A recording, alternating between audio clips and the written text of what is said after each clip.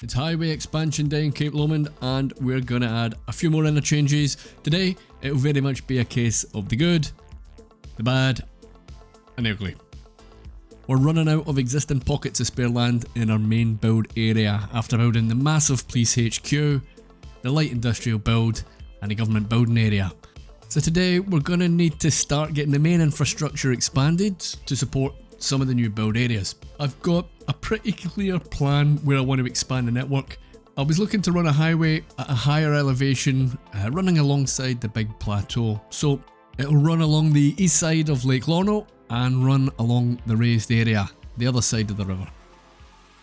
To make sure there's a nice flat bridge, it's best to take the height you want to build from and create a platform on either side.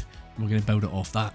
I also wanted this highway to follow the terrain a little bit, not perfectly, so I'm going to carve out a bit of the landscape and build a highway within the removed land section. The end height of the carved area will form the beginning of the big interchange, as I want that to be a raised highway going over the next highway section. So I just pulled out the existing highway that we have in place from previous episodes, and I want that fairly close to the plateau. Once that's in place, I'll extend out the carved area and create the raised section just to get a feel where things are going to be connected. So we'll clear it all off, we'll flatten things off a bit and we'll just simplify the build area. I'm going for a turbine interchange here. If you don't know how to build one, I do have a tutorial up on the channel. The sound quality, in fairness, on that video is atrocious, so apologies about that, but the tutorial is pretty clear to follow. And it's actually a really easy one if you've not built one before. The instructions are really clear. So this one's going to be a bit more difficult as the highways are going to be curved, so the angles aren't going to be uniform, curves aren't quite going to be uniform either, so I'll need quite a bit of adjustment to make this one look decent. So just building a little square to build off, and I'm not too exacting about the sizes here, about 50 meters square will do. And once I have the braced square in there, I'll make some raised markers, and it's just pulling them out at 45 degrees, again about 50 meters or so, and I'm going to raise them up to 7.5 meters. These little markers are going to be our starting point where I'm going to create some semicircles off them particular markers. Getting these semicircles in place is pretty straightforward. You just use the simple curves and the right angle snapping. That's pretty much it. You know, 150 up, 150 meters across. You rinse and repeat. You do that on all four sides, or all four curves rather, and you're pretty much left with the basic curvature that you're going to need to build off. With the big curve outlines in and in place, it's time to get the upper highway in. So I'm going to be looking for a nice wavy design here. This is basically going to terminate into a couplet system which will run straight into part of our future downtown, so that's pretty exciting as we're getting close to that part of the build now. Obviously we can't have this connection to the train section, so time for a redo.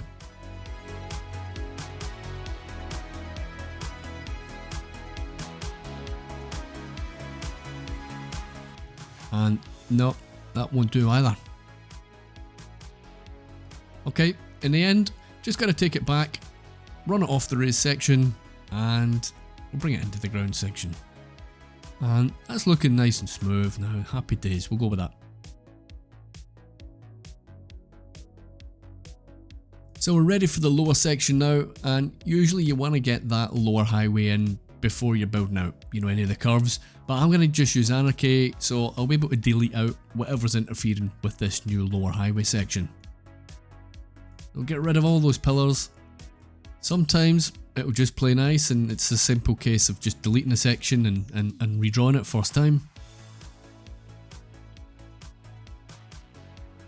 Other times you might need to delete and have a play about with the terrain to get it raised. And get the sections that you want. Bringing down the terrain will automatically give you some pillared sections instead of the key wall effect.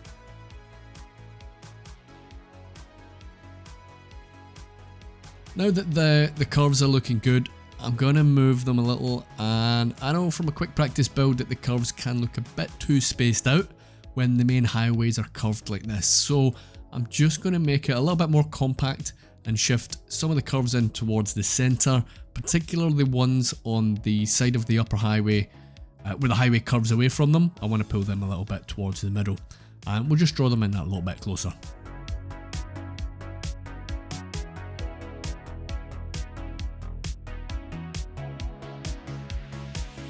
The first big curves to hook up will be the outer ends. That will form the left turns on this design. Pretty straightforward using the simple curve tool, and as we're not using any specific measurements here, I'm just going to draw them straight in, and I'll be coming back and we'll be tidying up all the connections once they're in place and I know that everything's good to go and the curves are looking right.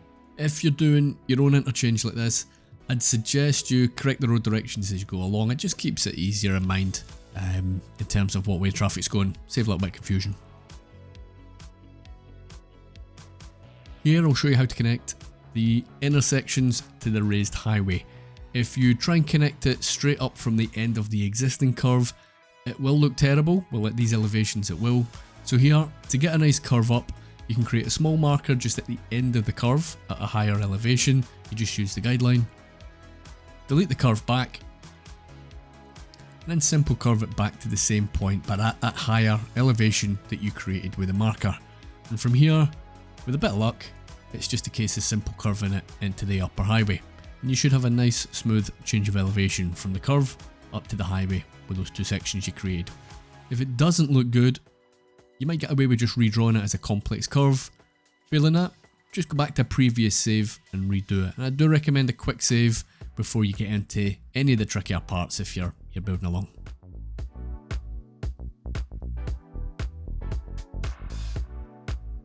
It's the same technique on the other side.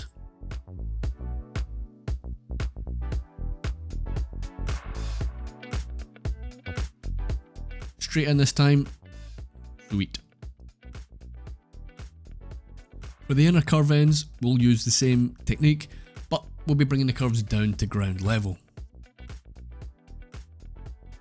So again, marking the end of the curve so you can use the guideline, or you can just attach it to the marker, that will be fine as well. We'll delete back to where we want the curve to come down, or start coming down.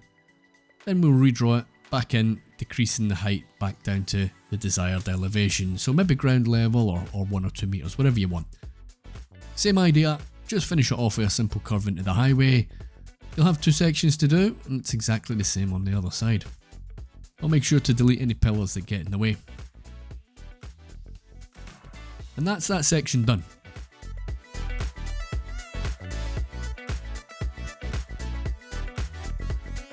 On to the right turns now. So, I've taken the first one in a bit to run alongside the existing ramp, keeping it at ground level. I decided not to run it straight into the highway just yet, as it didn't seem to like that curve. Probably in conjunction with the slope angle, so I terminated the ramp just beside the main highway. We can get it back on once it hits that higher ground level. I'm not enjoying this connection, so let's redo that. Yep, much better, nice.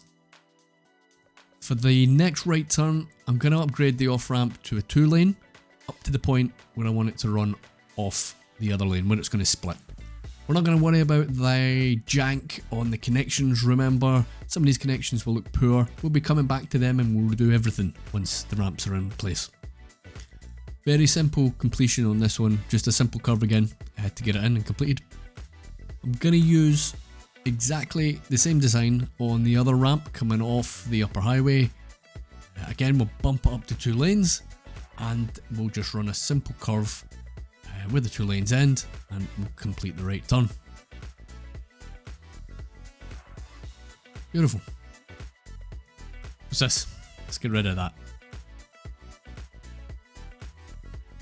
For the final right turn, we've got 2 highways at an acute angle, so the complex curve might be a good shout here. Sometimes it can be a bit of trial and error with this tool, but you know what? That's perfect. Let's run with that. Nice and tight up against the other ramp. I like the look of that one. I'm going to apply some lane maths here. If you're not familiar with lane maths, it just helps the traffic flow and it gives your traffic dedicated on and off ramps. So here we have a 4-lane highway, that'll go down to a 3-lane, at the first off ramp. It'll go down to 2 lanes at the second off ramp as the traffic leaves the highway. Once the highway reaches the first on ramp, so where traffic is going to be joining the highway, that will be going up to 3 lanes, and then it will go up to a 4 lane, back to a 4 lane again once the second on ramp joins the highway. So we'll do that on the lower and the upper highways. I'm going to crack on with fixing the connections. Most of these are looking pretty jank, so they'll all need smoothing out.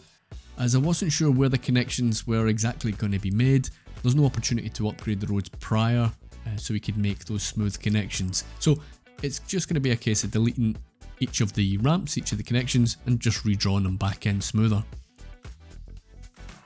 However, you might need to try a couple of times, especially with the 2-lane ramps. They can be a little tricky, or if there's quite a big elevation change, or in fact if it's a 2-lane ramp and there's an elevation change, it can be a little tricky. So if you're struggling a bit, try and connect in from the other side. So if you're taking it off the highway, then instead maybe try and put it on the ramp, take it off the ramp, and then connect to the highway that way. And you can obviously just change the traffic direction. So don't know, for some reason that helps.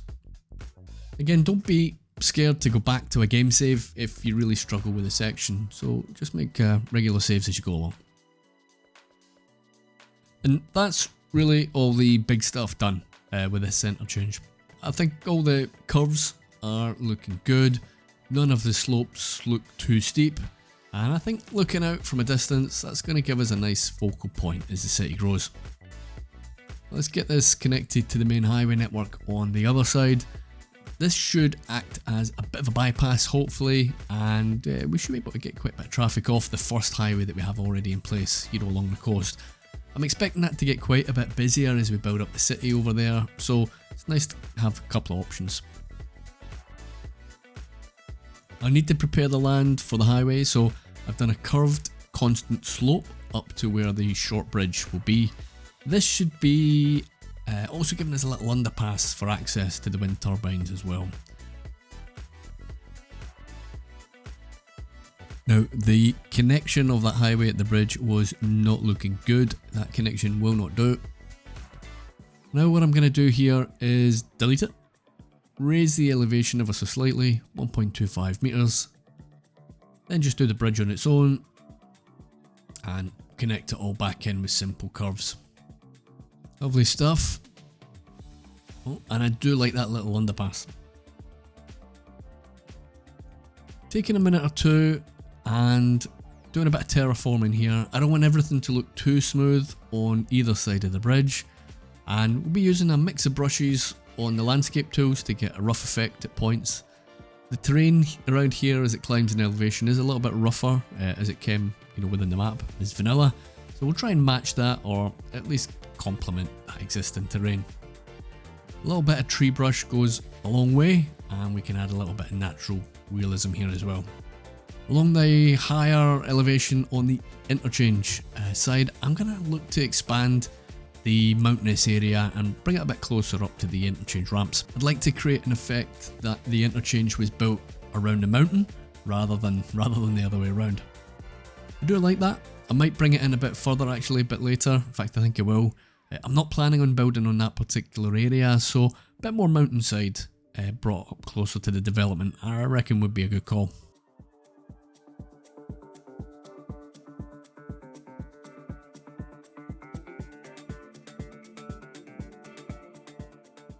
On to the arterial grid now.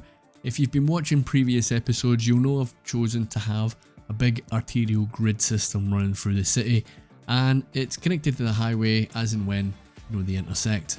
Well, that's the plan anyway. These grids are 3 squares wide, so that's approximately 1.8 kilometers in game, and I'm going to try and preserve that grid system whenever it's practical. I'll measure out the southbound arterial and pull it down the full distance. With the river and the ocean in the way, obviously here, of course, we'll not have a square grid, but rather I'm going to curve it and it'll join the other southerly arterial, and we'll just curve it in at the required intersection point. So at this stage, you might be wondering where that road's going. Don't worry, we will get to that. First, I'm going to complete the service interchange that's effectively a split diamond over the river. And the basic premise is the same as the other side. There'll be one basic on and off ramp on each side of the river. It will join a little collector road or run it under the highway, and it will just join the arterial. Now, if truth be told, this is pretty fugly. This will absolutely not be staying in its current form, but we'll be able to do maybe a nice loop on each side, and we'll give it some smoother connections, and we'll give it some proper turning options. But for now, I just want to reserve the space and make sure the connection is functioning. And we've hit Grand City, nice. Now that could be pretty useful, that money, before the economy patch hits. I've swung back and I just extended out some more roads. I think I said earlier that one end of the Turbine Interchange will just run straight in and terminate pretty much in downtown. So I got that in place, then decided to run the arterial as a raised road.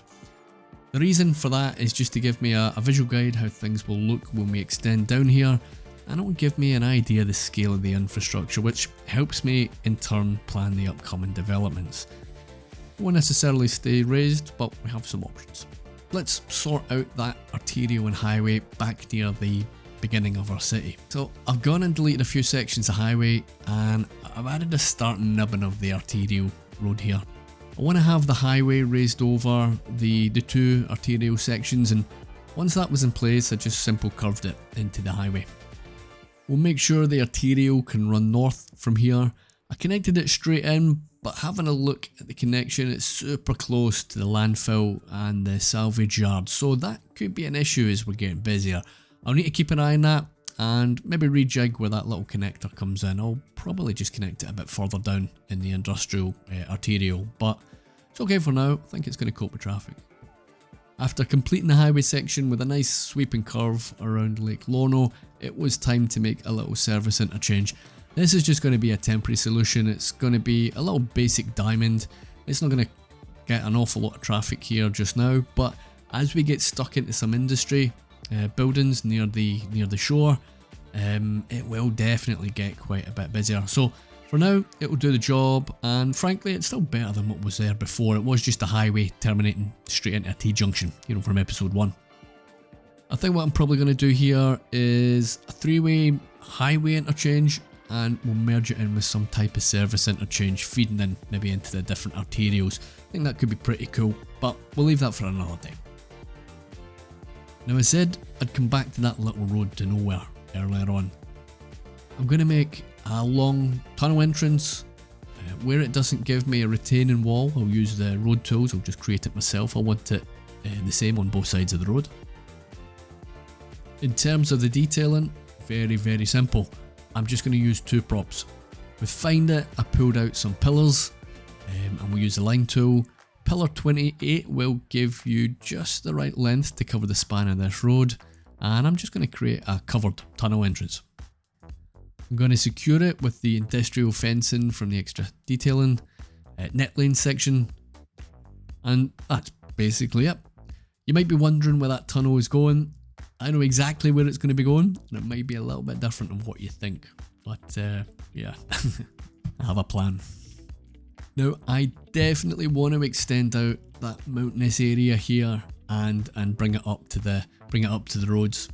The Mesa brush gives a pretty nice effect, and you can bring the terrain up quite a bit at the same time, in terms of elevation. I think it looks pretty interesting, and with some tree cover added, it really does make a very nice addition. I'm going to keep the middle of the interchange free for a bit of basic detailing. Nothing too wild, but we'll get to that in a sec. So the first bit of detailing is having a look at how some of the reflective surfaces work on larger areas. I think once they're in, they actually look immense. The only downside of using these in a big area is when you're zoomed way out of the city, the colour is very different to the colour of the in-game water, so do bear that in mind if you're using it yourself. So with the water in, I'll add some barriers and give it more of a definitive border. Having the surface right up the road does look a little bit unnatural, so we definitely want to add a border of sorts. Where the water ends and we don't have a concrete barrier or border, I've added a decent amount of tree lining and that will hide the unusual looking sort of water's edge, which is pretty nice. You do need to kind of box it off. Where that water ends again, we're going to add a thick layer of oaks for the outside sections. Then we'll be adding a thick layer of apple trees on the inside for a strong additional contrast. Yeah, looks good. The detailing on this one is super simple. One surface and two types of trees. But how good does that look? For the last few finishing touches, it's just a case of adding a few other safety barriers with the key wall tool, and it's all pretty straightforward from a detailing point of view. So we get quite a bit covered today. We've managed to extend out the arterial network into some new areas of the map. We've covered a couple of interchanges that still need a bit of redevelopment. There won't be a huge amount of work needed, for the river split diamond. It's really just a bit of a tidy up, but that can wait until we start building into that area. The temporary basic diamond, well, frankly, I hate it. It sucks, but it'll do the job for now until we can get something really creative in its place. Most likely, once we start our industry down on that eastern coast of Cape Lomond, that's probably when I'm going to put something decent in there. And of course, today's main event, a big investment in the free-flowing turbine system interchange. I'm really happy with how that one turned out. It's nice to be able to do a bit of simple detailing for a change, and I think those reflective surfaces from Elgando make a huge difference, and it does look really nice when they hit the light. I'm going to call this one the Newing Interchange after our newest Patreon member, Vec Newing. Thanks for joining, Vec. It's very much appreciated. I hope I've got the pronunciation correct, and also a big thank you to the rest of the channel's Patreon and YouTube members. You absolute legends. Thank you all so very, very much. That's it for today's episode, and here's a couple more for you to check out. Thanks for watching. Cheers.